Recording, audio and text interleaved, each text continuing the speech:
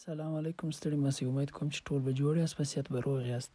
د نن په ویډیو کې چې د کوم ناول ریویو موږ اخلو هغه د عزیز الله کاروان صاحب دویم ناول دی، کوم چې د 5مې صوبې په نامه باندې نومیږي، د 5th پروینس، او په اول ځل کې په اکتوبر میاشت کې 2024 کې چاپ شوی دی. د لیکوال د تعارف په حواله که چیرې خبره وکړو، لیکوال عزیز الله کاروان چې نومیږي، د جرنالیزم د شعبې سره تعلق دی، یو خبریال دی، لیکوال دی، کوم چې د 5مه صوبه د دویم ناول دی. اول ناول چې دی هغه د تورغم په نامه باندې ناول دی، کوم چې د دې ناول څخه یو 2 کاله مخکې چاپ شوی و چې ډیر زیات مشهور سلو د خپلې موضوع د وجې. د ناول د کیسې یا د سمري په حواله که چیرې موږ خبره وکړو، نو په ناول کې یو څو کردارونه دي چې په هغه کې اول 2 کردارونه د ډاکټري او د سمسور کردار دی، کوم چې د کانکور په ازموینه کې پاس شوي وي او په کالج یا په یونیورسټي کې دغه د MBBS یا د ډاکټري زده کړې کوي، او دی په آپس کې د یو بل سره مینه هم لري چې د کتاب په ټایټل کې دغه ښکاره دی چې مینه ده، نو په هغه کې د دې کیسه ښکاره شوې ده. او دویم نور کردارونه چې دي، هغه د زرین او کاری جمعګل کردارونه دي چې زرین د کانکور په ازموینه کې ناکام راغلی وي، پاتې راغلی وي، نو د کالج ته د نورې مخ ته زده کړو دپاره نشي تللی، نو بیا د بېروزګاري یا تنګ دستۍ ته مخ سي چې خپله بیا بزګري هم کوي، د پلار هم په یو چاودنه کې ووژل سي، شهید سي، نو بیا دی د خپلې بېوسۍ، د خپلې بېروزګاري او د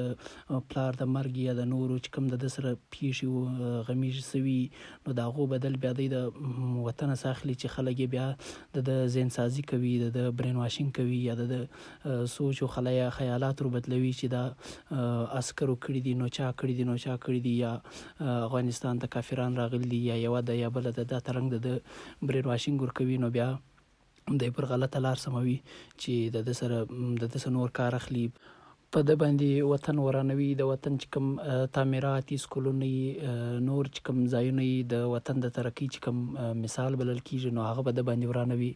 او د کاري جمعګل چې کوم کردار دی هغه هم د یو داسې کردار دی چې د ژوند د بدبختۍ یا د ملک چې کوم دغه بدبختۍ یا چې کوم بدبخته خلک چې هغه د ملک تباهي غواړي یا ملک ورانوي، نو د هغو پر لار روان وي، خو بیا هم داسې کردار وي چې د هغه سره یو احساس ورسره وي چې یاره زه پر غلطه لار روان یم، یا زه د غلطو خلکو دپاره استعمالیږم، زه د هغو دپاره کار کوم چې کوم خلک د وطن ورانول غواړي، او زه د هغه چا خلاف جنګیږم کوم چې د وطن په خدمت کې لګیا دي، یا د وطن په حفاظت کې لګیا دي، یا د وطنوالو په حفاظت کې لګیا دي، نو هغه سره دا کم څه کم یو احساس ورسره یو دوست او دشمن سره پیژني، او تر ډیره حده دا کوشش هم کوي چې زرین سر خلاص کړي د ده چې کوم د وطن په باره کې، د وطنوال په باره کې، یا د وطن چې کوم محافظ خلک دي د هغو په باره کې د ده کوم سوچ نو د هغو سوچ عمر بدل کړي. د ناول که چیرې موږ تنقیدي نظر ورته وکړو یا تنقیدي جایزه واخلو، نو ناول لکه څنګه چې موږ په دې خبر یو چې د لیکوال اولني ناولونه دي، اولنی لیکې دی، نو په هغه حساب باندې لږ ډېر خامیان هم کې راکړی سي، نو په هغه حساب به موږ د ناول چې کوم ښه اړخونه دي او د ناول چې کوم لږ کمزوري اړخونه دي هغه دواړو ته به نظر کوو. نو په اول دغه کې که د ناول چیرې موږ ښه اړخ ته وګورو، نو ناول ډېره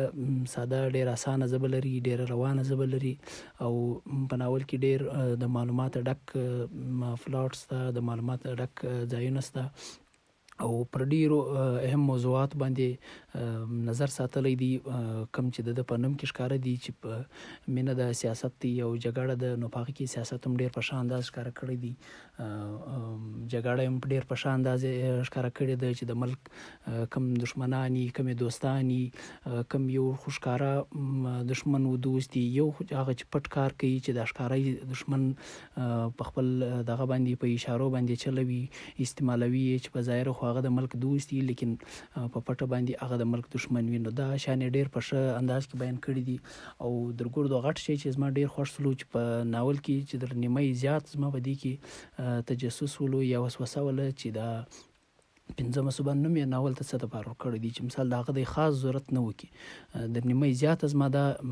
یو ګیله د لیکواله سوه، لیکن په آخر پای کې ډېر په ښه انداز باندې دا شی ښکاره کړي چې د دې ناول نوم پنځمه صوبه ولې د هغه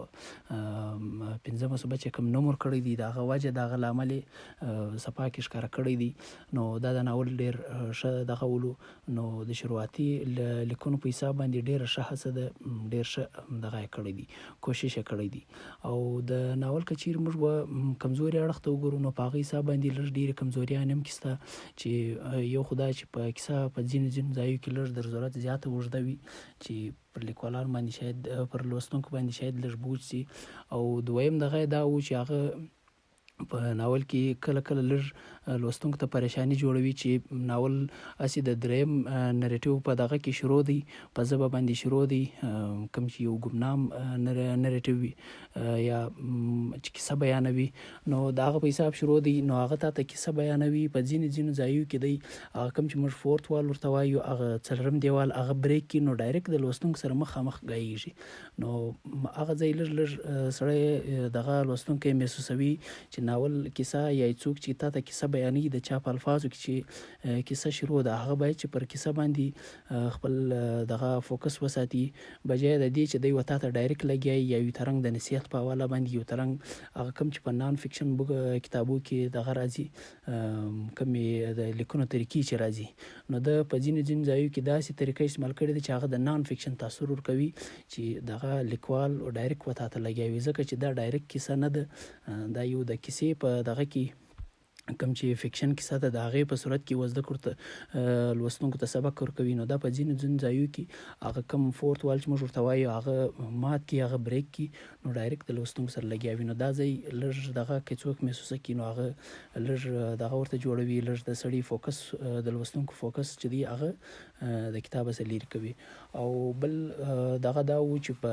کمزوري دا و چې په چاپ کې د کتاب چې کوم چاپ دی په هغه کې لږ ډېر کمزوریان راغلي دي چې په هغه کې کوم چې اول فهرست ورته وایي یا د سبقانو یا د چپټرانو چې کوم نومونه لیکل دي په هغه کې چې د چپټر ته کم پیج نمبر ورکول شوی دی او هغه چپټر په کتاب کې په اصل کې پر کم چپټر نمبر باندې په دې کې لږ تضاد دی، چې د مثال لپاره موږ داسې اخیستی سو چې یو چپټر په یو ځای کې په فهرست یا کانټینټ چې کوم یې په هغه کې د 50مې صفحې نمبر یې ورکړی چې دا چپټر پر 50مه نمبر صفحه شروع کیږي، لیکن که اصل کې موږ هلته دا چپټر نمبر وګورو چې هغه په 4مه صفحه باندې شروع دی، نو هغه پر 50مه باندې یا پر 60مه صفحه باندې مثال 58 پیجه نمبر چې دی هغه په میان کې فاصله راځي، ډیفرنس راځي یا فرق راځي. نو دا شان د لږ غلطیان دي، خو هغه د چاپ غلطیان دي، هغه نظر اندازه کېدلی هم سي، هغه د خاص دغه اثر نه پراچي. او نور چې د ناول چې کومې کښنې غلطیانې دي هغه هم داسې غلطیانې نه دي چې مثال ناول یو ناکامه ناول ثابته کړي یا دغه وکړي. نو د تنقید دغه هم دا دی، مقصد هم دا دی چې لیکوال خپل اصلاح وکړي، را روان چې د کوم دغه لیکنې یا را روان چې دی کوم آثار چاپوي نو د هغه په باره کې دی باید چې خپل امپرومنټ وکړي. دا د تنقید یو دغه نو د تنقید هېڅکله دا دغه نه مقصد نه چې د لیکوال یا ډیموټیویټ کړي یا د لیکوال خدای مکه څه تذلیل وکړي یا نور څه وکړي، نو هغه بالکل نه. نو په دې باندې دا د کتاب یو مختصره تنقیدي جایزه وه. د تاریخي ناولونو کیسه که موږ چیرې راواخلو چې کوم تاریخي ناولونه لیکل شوي لکه 5مه صوبه هم داسې یو کوشش دی، یو هڅه ده، نو په هغه حساب په پښتو ادب کې ډېر کم ناولونه وي چې د څرنګه کامیابه کوشش یې کړی وي. نو په هغه حساب باندې ناول ډېر زبردست ناول دی. د کومه چې دغه د افغانستان سقوط چې کوم ولو هغه چې کوم وصولو په هغه حساب باندې هغه ډېرې کښنې واقعات په فکشن انداز کې ډېر په ښه طریقه باندې راخیستي دي. نو د هغه دپاره کوم خلک چې د پښتو ادب د تاریخي ناولونو سره شوق ساتي یا د افغانستان چې کوم د پرزدي کې چې کوم تیر شوي حالات د هغه سره کلر دغه ساتي شوق ساتي چې هغه په هغه باندې ځان خبر کړي یا په هغه باندې ځان پوه کړي، نو د هغه په حساب باندې د ناول ډېر ښه کوشش دی، ډېره ښه هڅه ده. نو په هغه حساب باندې بالکل زه ریکمنډ کوم چې د هغه خلکو دپاره چې کوم د پښتو ادب سره تعلق ساتي، د پښتو ادب سره شوق ساتي او خاص کار د پر معاشره باندې پر دغه باندې خپل پر دشمن باندې تنقید او پر خپل خپلوان باندې تنقید چې د هغه د اصلاح دپاره یې ښه تنقیدي کار کړی وي او دغه کوم چې تیر شوي حالات وي چې د حالات یو تاریخ ته سپاري نو د هغه په حساب ډېره ښه هڅه ده چې خلک د هغه سره تعلق ساتي. نو د هغو دپاره دا بوک چې دی یا دا ناول چې دی یو مست ریډ دی، خامخا دی ولولي. نو دا زموږ د ناول یو مختصره ریویو وه. د دې سره هر سړی خپل اختلاف کوی سي، دغه کوی سي. نو ستاسو د وخت ورکولو ډېره مننه. کور مو ودان، الله مو وساته.